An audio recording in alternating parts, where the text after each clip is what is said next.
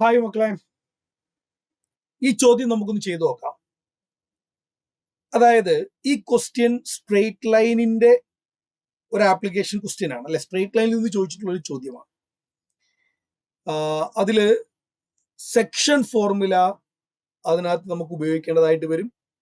Section ഫോർമുലയും അതോടൊപ്പം തന്നെ എന്താണ് ആംഗിൾ ബൈസെക്ടറും ഒക്കെ ചേർന്നിട്ടുള്ള ഒരു ക്വസ്റ്റ്യൻ ആണ്.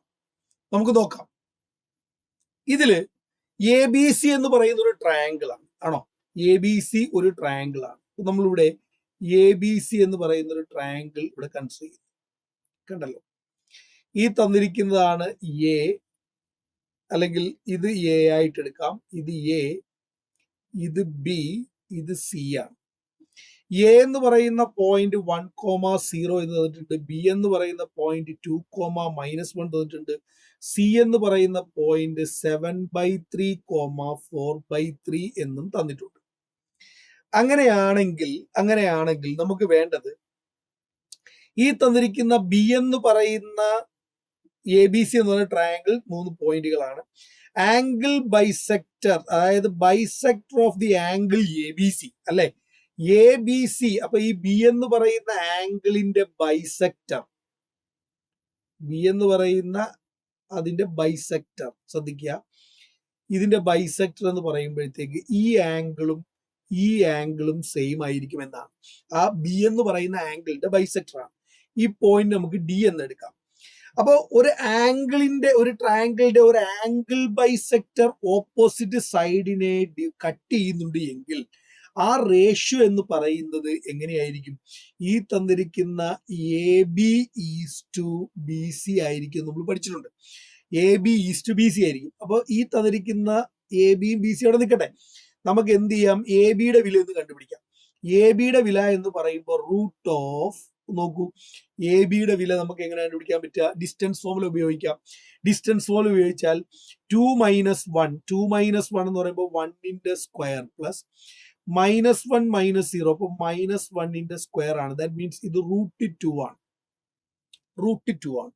നമുക്കറിയാം ആ തന്നിരിക്കുന്നത് √2 ആണ് ഈ സൈഡ് എന്ന് പറയുന്നത്. അങ്ങനെയാണെങ്കിൽ ബി സിയും കൂടി ഒന്ന് കണ്ടുപിടിക്കാം. ബി സി എന്ന് പറയുന്ന സൈഡ് എന്തായിരിക്കും വരിക?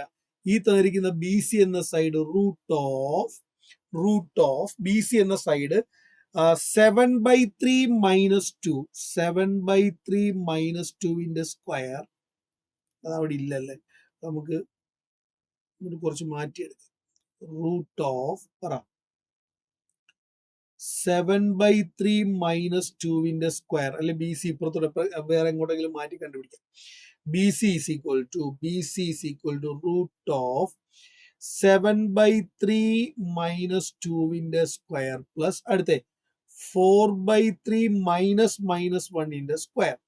That is equal to root of 7 - 6/3യുടെ സ്ക്വയർ പ്ലസ് 4 + 3/3യുടെ സ്ക്വയർ ആണ്. That is equal to root of 1/9 plus 7ന്റെ സ്ക്വയർ എന്ന് പറയുമ്പോഴത്തേക്ക് 49/9.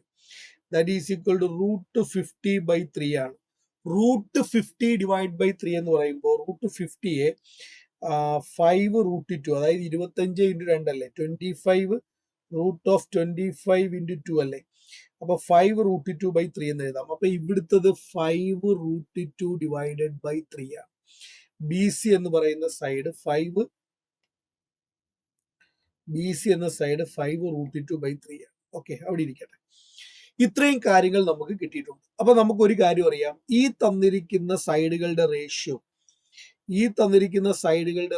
എത്രയാ? ഇതിന്റെ റേഷ്യോ എത്രയാ? ഇത് തമ്മിൽ ഈക്വൽ ആകണമെങ്കിൽ ഞാൻ ഇവിടെ ഒരു /3, ഇവിടെ ഒരു /3 കൊടുക്കുന്നു അല്ലെ, ഇവിടെ ഒരു അല്ല, ഇത് തമ്മിൽ ഈക്വൽ ആകണമെങ്കിൽ ഇവിടെ ഒരു 3 മൾട്ടിപ്ലൈ ചെയ്യണം, ഇവിടെ ഒരു 5 മൾട്ടിപ്ലൈ ചെയ്യണം അല്ലെ, ശരിയല്ലേ? ഇവിടെ ഈ തനിക്ക് 3 3 വെട്ടിപ്പോയി 5 √2, ഇവിടെ 5 √2 ആവും. അപ്പൊ ഇത് 3:5 എന്ന റേഷ്യോ, 3:5 എന്ന റേഷ്യോ. ഒന്നെങ്കിൽ 3:5 എന്ന റേഷ്യോ ഇങ്ങനെ അങ്ങ് എടുക്കുക, ഇപ്പൊ ഞാൻ ചെയ്ത പോലെ എടുക്കുക. അതല്ലെങ്കിൽ ഇതിനെ √2:5 √2/3 എന്ന് എടുക്കുക. ഇതിന്റെ ലെങ്ത് ആയിട്ട് എന്ത് എടുക്കുക? √2 എടുക്കുക, ഇതിന്റെ 5√2/3 എന്ന് എടുക്കുക. അങ്ങനെ ഇട്ട് ചെയ്താലും മതി. എങ്ങനെ ചെയ്താലും മതി, കുഴപ്പമില്ല. ഞാൻ ഇപ്പോൾ 3:5 എന്ന് എടുത്താൽ നമുക്ക് ചെയ്യാൻ എളുപ്പത്തിന് വേണ്ടിയിട്ടാണ്. ഈ 3:5 പകരം ഇത് √2:5√2/3 എന്ന് എടുത്താലും മതി. √2:5 ഇപ്പൊ ഞാൻ ചെയ്ത എന്താ, √2 പോയി ഇവിടെ 1ഉം 5/3 ആണ്. അപ്പൊ 3:5 എന്ന റേഷ്യോ ആയിട്ട് ഞാൻ മാറ്റി, അത്രേ ഉള്ളൂ. അങ്ങനെയാണ് നമ്മൾ അങ്ങ് മാറ്റിയതേ ഉള്ളൂ. ക്ലിയർ ആയല്ലോ? അപ്പൊ 3:5 എന്ന റേഷ്യോയിലേക്ക് മാറ്റി. അപ്പൊ ഇനി നമുക്ക് ഈ ഡി എന്ന പോയിന്റ് കണ്ടുപിടിക്കാൻ എളുപ്പമാണ്. ഡി എന്ന പോയിന്റ് ഫൈൻഡ് ഔട്ട് ചെയ്യാൻ d(x,y) ആ ഡി എന്ന പോയിന്റ് ഫൈൻഡ് ഔട്ട് ചെയ്യാൻ x,y = സെക്ഷൻ ഫോർമുല അപ്ലൈ ചെയ്യാം. mx2 + nx1. അപ്പൊ ഈ തന്നിരിക്കുന്ന 3 ഇൻറ്റു ഈ തന്നിരിക്കുന്ന 3ക്ക് അവിടുത്തെ പോയിന്റും ഈ 5ന് ഇവിടുത്തെ പോയിന്റും അല്ലെ, അങ്ങനെയാണല്ലോ നമ്മൾ എടുക്കുക. അപ്പൊ ദാ ഇവിടെ നോക്കൂ, 3 into 7/3 plus 5 into 1 divided by 3 + 5, 3 into 4/3 plus 5 into 0 divided by 3 + 5. That is equal to D എന്ന പോയിന്റ് നമുക്ക് എളുപ്പത്തിൽ എടുക്കാം. d(x,y) = ഇവിടെ എന്താ 12/3 പോയി കഴിഞ്ഞാൽ ഇവിടെ 12 ഡിവൈഡഡ് ബൈ 8, 3 പോയി കഴിഞ്ഞാൽ 4/8 എന്ന് കിട്ടും. That is equal to 3/2, 1/2. 3/2, 1/2 കിട്ടും. ഈ പോയിന്റ് 3/2, 1/2 എന്നാണ് നമുക്ക് കിട്ടിയത്. ഓക്കെ,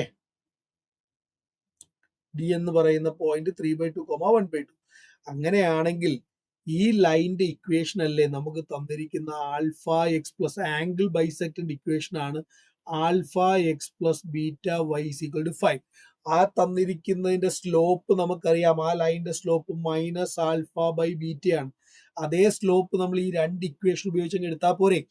ഇത് 3/2, 1/2 അല്ലേ, y2 - y1. അപ്പൊ 1/2 -1 ബൈ x2 - x1. അപ്പൊ 3/2 - 2. So that implies -α/β = ആൽഫയും ബീറ്റയും കിട്ടിയാൽ പോരെ. -α/β = നമുക്ക് കിട്ടുന്ന വില 1 + 2, 3/2. ആ 2 താഴത്തെ 2 ആയിട്ട് ക്യാൻസൽ ആവും. ഇവിടെ 3 - 4 -1. മൈനസും മൈനസും പോയാൽ α/β = 3/1. Therefore, the value of α = 3, β = 1. Okay ആണല്ലോ?